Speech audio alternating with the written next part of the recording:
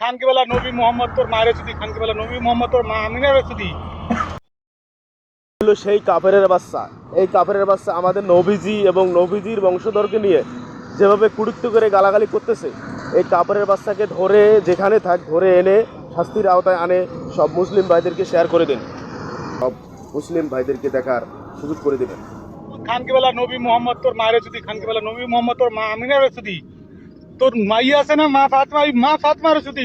তোর বউ আছে না মা আইসা, ওই খানকের চুদি। তোদের মা ফাতমা, মা আইসা, মা আমিনার চুদি। খানকে বেলা নবী মোহাম্মদ তোর কবর থেকে তুললা, খানকে বেলা তোর পুটকি মারবো মাদার চোদ নবী।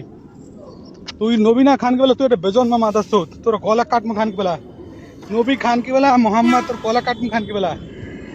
তোর নবী বলি তো, তোর নবীর পা দিয়ে খানকে বেলা মাইরে খানকে বেলা তোর মদিনাতে আবার মাদার চোদ ওই কবরের মধ্যে দফন করে দেবো। এই নবী খানকে বেলা মোহাম্মদ তোর কবর থেকে তুললা তোর পোড়ামো মাদার চোদ।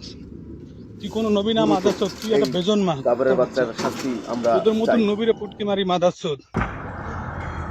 আমি হলাম নবী তোদের। কাফেরের বাচ্চা মুসলমান জাতির শাস্তি নবী হলাম আমার এক আমি। বড় ভাই কি বলে ভিডিওটা দেখেন।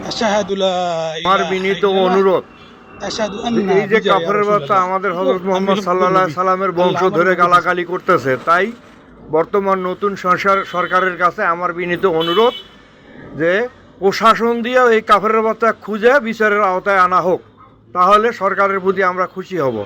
অবশ্যই জানি এই ব্যাপারটা সবাই শেয়ার করে জানি মনে করেন যে ভাইরাল করেন, এটাও আমার অনুরোধ। জানি এই কাফেরের বাচ্চার বিচার পাই আমরা, এটার ব্যবস্থা করা হবে। আসসালামু আলাইকুম।